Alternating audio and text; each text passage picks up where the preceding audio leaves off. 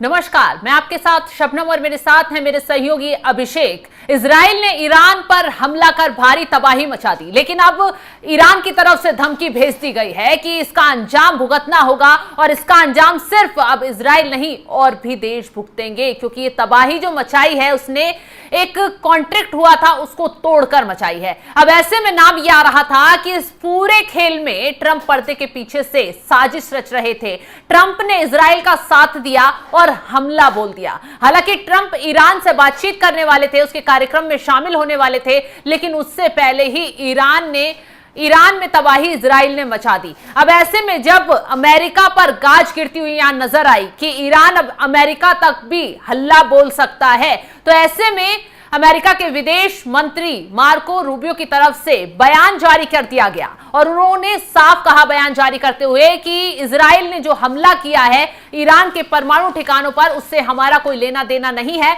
और ना ही उसमें हमने कोई साथ दिया है। तो मार्को रूबियो की तरफ से क्या कुछ कहा गया, पहले हम आपको यह बताते हैं। साफ साफ उन्होंने अपने स्टेटमेंट में लिखा है और कहा है, आज रात इजराइल ने ईरान पर अकेले ही कार्रवाई की है। अमेरिका इन हमलों में शामिल नहीं है। हमारी सबसे बड़ी प्राथमिकता क्षेत्र में मौजूद अपने सैनिकों की सुरक्षा है। मैं साफ कर देना चाहता हूं कि ईरान और अमेरिकी लोगों या हमारे हितों को कोई नुकसान नहीं पहुंचाना चाहिए।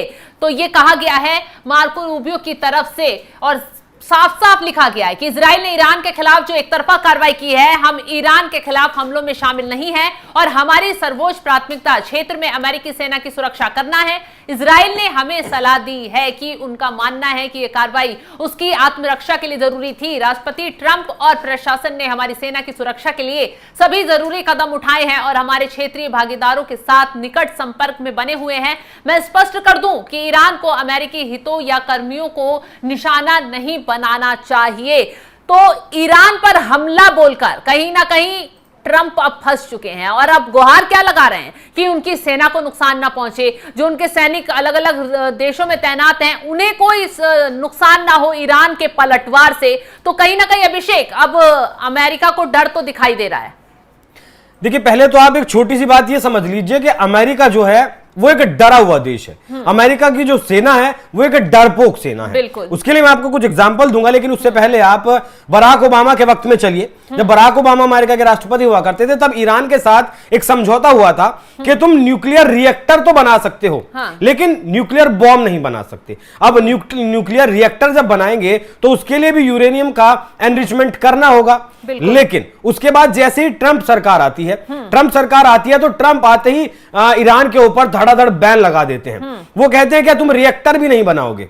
ठीक है, उसके बाद बाइडन आते हैं। बाइडन किसी भी तरीके का कोई भी काम करने में ईरान में कामयाब नहीं रहे। मतलब ईरान नीति जो उनकी थी वो बहुत ज्यादा सफल नहीं हो पाई। लेकिन जैसे ही ट्रंप दोबारा आते हैं, जो ट्रंप पिछले शासन में सैंक्शन लगाते हैं ईरान के ऊपर, वो तेल नहीं बेचेगा, वो रिएक्टर नहीं बनाएगा, वो ये नहीं करेगा, वो नहीं करेगा, वही ट्रंप आप समझिए कि अब मतलब बातचीत पर आ जाते हैं। वही ट्रंप कहते हैं, इजराइल तक को धमका देते हैं कि तुम कोई हमला नहीं करोगे क्योंकि मैं अभी बात कर रहा हूं ईरान के साथ में। मेरी अभी वार्ता चल रही है, 5 दौर की वार्ता हो चुकी है और 15 तारीख में 6ठी वार्ता होनी थी। 2 महीने का वक्त था। 2 महीने जैसे ही गुजरे इजराइल ने हमला कर दिया, क्योंकि इजराइल नहीं चाहता, अमेरिका नहीं चाहता, सऊदी अरब, यूएई, कतर, जितने भी मिडिल ईस्ट के देश हैं वो नहीं चाहते कि ईरान के पास न्यूक्लियर पावर हो, ईरान के पास न्यूक्लियर बॉम्ब हो। अब ये जो बयान दिया गया है मार्को रूबियो के द्वारा, अब या तो मार्को रूबियो और अमेरिका के राष्ट्रपति डोनाल्ड ट्रंप दुनिया को पागल समझते हैं या फिर ये सोचते हैं कि जिस तरीके से ये सोचते हैं दुनिया भी वैसे ही सोचते हैं। अब या तो ये कहना चाह रहे हैं कि इन्हें जानकारी नहीं थी। अगर इन्हें जानकारी नहीं थी तो अभी पिछले मतलब कुछ महीनों पहले एक डॉक्यूमेंट आपको याद है, एक लीक हुआ था जिसमें अमेरिका ने वो डॉक्यूमेंट लीक हुआ था जब इजराइल को ईरान के ऊपर हमला करना था। अमेरिका ने तो वो डॉक्यूमेंट लीक किया था कि इजराइल अमेरिका के ऊपर हमला, ईरान के ऊपर हमला करने वाला है। इन्हें कैसे पता चला? और अगर इन्हें नहीं पता था कि इजराइल हमला करने वाला है ईरान के ऊपर और वो उसका इकलौते का फैसला है, तब इन्होंने मिडिल ईस्ट के देशों में जितने भी इनके एयरबेसिस हैं और वहां जो सैनिक थे वहां इन्होंने अपने एयरबेसिस पर फाइटर जेट तैनात क्यों कर दिए? मतलब युद्ध वाली स्थिति में क्यों कर दिए? वहां उनके जो परिवार के लोग रह रहे थे उन्हें खाली करने के लिए एयरबेस क्यों बोल दिया अगर इन्हें जानकारी नहीं थी? तो या तो ये पागल मानते हैं दुनिया को या फिर ये मानते हैं कि जैसे ये सोचते हैं वैसी दुनिया सोचते हैं। अब देखिए 1,70,000 से ज्यादा अमेरिकी सैनिक इस वक्त दुनिया में अलग अलग जगह सेवाएं दे रहे हैं। उनमें से एक एयरबेस है जो सबसे जरूरी हो जाता है, उसका नाम है डिएगो गार्सिया। हालांकि इस एयरबेस पर ये है तो ये जगह जो है, ये आइलैंड जो है वो इंडियन ओशन के बीचों बीच है। इस पर ये आइलैंड है तो ब्रिटेन का, यूके का, लेकिन यहां अमेरिका ने अपना एयरबेस बनाया हुआ है। और ईरान की अगर बात करें तो ईरान लगभग इस आइलैंड से 5,300 किलोमीटर दूर है। और ये मतलब इस तरीके का आइलैंड है और इस तरीके का अमेरिका ने अपने यहां बेस बनाया हुआ है कि 13,000 किलोमीटर के दायरे में ये नजर रख सकता है। मतलब इस एयरबेस से अमेरिका पूरे मिडिल ईस्ट पर अपनी नजर बनाकर रख सकता है। अब कहा तो यह भी गया कि जो फाइटर जेट उड़े इजराइल से, उन्होंने जो रिफ्यूलिंग करवाई वो अमेरिका के एयरबेसिस से उनकी रिफ्यूलिंग हुई। अगर अमेरिका को नहीं पता था फिर वो रिफ्यूलिंग कैसे हुई। बहुत सारे जो डॉक्यूमेंट इजराइल के लीक करता है अमेरिका सिर्फ दिखाने के लिए, बताने के लिए, तो ये एक अलग बात है। लेकिन जो मैंने शुरुआत में कहा कि अमेरिकी सेना, अमेरिकी राष्ट्रपति और पूरा अमेरिका एक डरा हुआ देश है। अब इसके कुछ एग्जाम्पल ले लीजिए। अभी इनके एक जनरल कमांडेंट हैं सेंटर में जो इनके रहते हैं, कुरिल्ला करके उनका नाम है, इनके एक जनरल हैं। उन्होंने क्या कहा, उन्होंने पाकिस्तान को यह कह दिया कि पाकिस्तान हमारा माइकल कुरिल्ला प्रमुख जनरल है इनके, माइकल कुरिल्ला, इन्होंने पाकिस्तान को कह दिया कि पाकिस्तान आतंकवाद पर लगाम लगाने के लिए हमारे साथ मिलकर काम करता है और वो पाकिस्तान पर लगाम लगाने की का काम करता है। ऐसा क्यों हुआ? ऐसा इसलिए हुआ कि जब अमेरिका अफगानिस्तान को छोड़ रहा था, तालिबान वहां लगातार धीरे धीरे कब्जा कर रहा था, तब अमेरिका के कॉन्वॉय पर एक हमला हुआ था जिसमें अमेरिका के 13 सैनिक मारे गए थे और लगभग 150 से ज्यादा ये अफगानी लोग मारे गए थे। खैर अफगानी लोगों की तो कोई परवाह अमेरिका को नहीं थी, लेकिन जो 13 वो सैनिक मारे गए थे उसके लिए अमेरिका ने पाकिस्तान को एक इंटेल दिया कि भैया ये जो आतंकवादी है ये इसमें शामिल था। अब असीम मुनीर जानते हैं ट्रंप को किस तरीके से कन्विंस करना है, अमेरिका को क्या चाहिए, वो आतंकवादी सौंप देते हैं।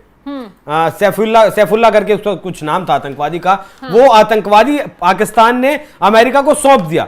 और ये आतंकवादी सौंपते ही पाकिस्तान अमेरिका की नजरों में मतलब एक देवता देश बन गया, एक भगवान देश बन गया। मतलब आतंकवाद पर सबसे ज्यादा अगर लगाम लगाने का सबसे ज्यादा एक्शन कोई देश लेता है तो वो पाकिस्तान है, अमेरिका के नजर में वैसा हो गया। अब एक एयरबेस पाकिस्तान में भी है, दूसरा कारण यह भी हो सकता है पाकिस्तान को पुचकारने का। $50 बिलियन से ज्यादा का हथियार अमेरिका अफगानिस्तान में छोड़कर आया था, ट्रंप ही थे ना उस वक्त।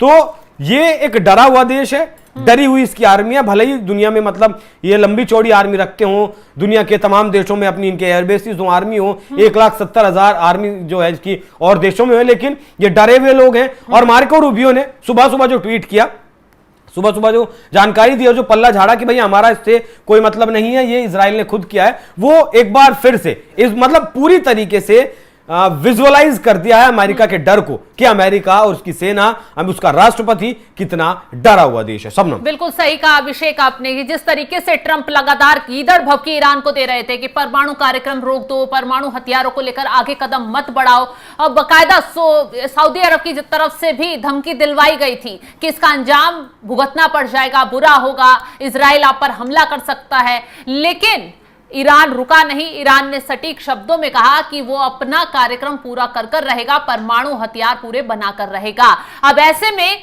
इजराइल को खतरा दिखाई दे गया और जितने भी इस्लामिक स्टेट हैं उनको खतरा दिखाई दिया, और यही वजह है कि इजराइल को पुश किया गया ट्रंप की तरफ से, अमेरिका की तरफ से, और उसने हमला बोल दिया। और अब ट्रंप को पता है कि ईरान की तरफ से पलटवार होगा, क्योंकि जो ईरान के सुप्रीम लीडर हैं उन्होंने साफ संदेश भिजवा दिया है कि पलटवार अब किया जाएगा, जो तबाही उनके यहां मची है उसका बदला लिया जाएगा। उनकी सालों की मेहनत पर तो पानी फिर ही गया। उनके बड़े बड़े लीडर और सेना अध्यक्ष जो मारे गए हैं उसका बदला अब ईरान जो है वो लेकर रहेगा। इसी के डर से अब अमेरिका ट्वीट कर रहा है, अमेरिका के विदेश मंत्री की तरफ से ट्वीट किया गया। ट्रंप जो है वो बिल में छुपकर एक तरीके से बैठ गए हैं। फिलहाल आगे ईरान क्या एक्शन लेता है, क्या कदम बढ़ाता है, ये देखने वाली बात होगी। इस खबर को लेकर आप क्या राय रखते हैं, कमेंट कर अपनी राय जरूर बताएं, और तमाम खबरों की अपडेट के लिए आप हमारे साथ जुड़े रहें। नमस्कार।